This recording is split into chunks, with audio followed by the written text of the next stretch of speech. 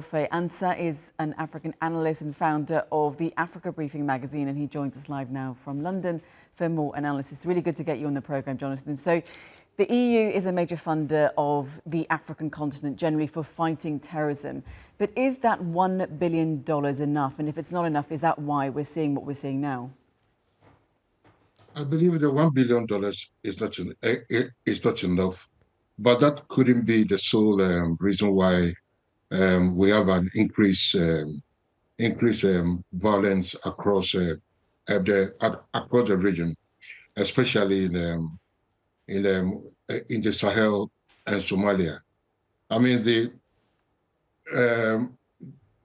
the militant insurgent groups, and the conflict between the groups and the merging of terrorism and organized crime, has actually some of the reasons for the increase. And so, but terrorism has long been an issue. So why for you is the spotlight on it now? Because look, before the coup d'etats in the Sahel region, I mean Mali, Burkina Faso, Guinea, and Niger, there were some Western troops and French troops, stationed across the Sahel, as well as some other EU country and US troops. But since those coup d'etats, all of these countries have expelled the French troops. So it has created some sort of a vacuum. I believe that the troops of those armies of those countries are not strong enough to counter the rising armed insurgency or armed attacks. And also it's created some sort of vacuum, right? And the number of deaths have increased, increased drastically, since 2022 up to now. So that's what brought about this increased awareness about the deaths or the deaths through terrorism. Now we see, terrorist organizations like the Daesh spreading their tentacles in Africa.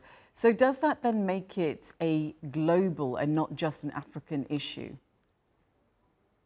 Well, I would say it's an African issue, but then look, we live in the global, to use the cliche, the global village. So what affects one region, could easily affect the other. Yes, I mean the world cannot sit by, and let this, rising increase in violent extremism to spread. So the world needs to do something, to bring it under control or to stop it.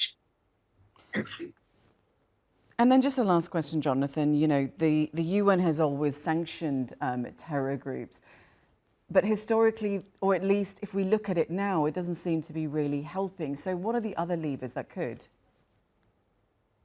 It's difficult to say because, look, this terror groups, I mean, like I said, the idea also involved in organized crime, some, trading gold, some trading diamonds, even some also trading human trafficking, to boost, their financial resources. So, look, it needs a very, very, concerted and multifaceted efforts, to keep them in check. Okay, Jonathan Offei-Ansah, we'll have to leave it there, but thank you so much for joining us on TRT World. Jonathan Offei-Ansah, who's from Africa Briefing magazine.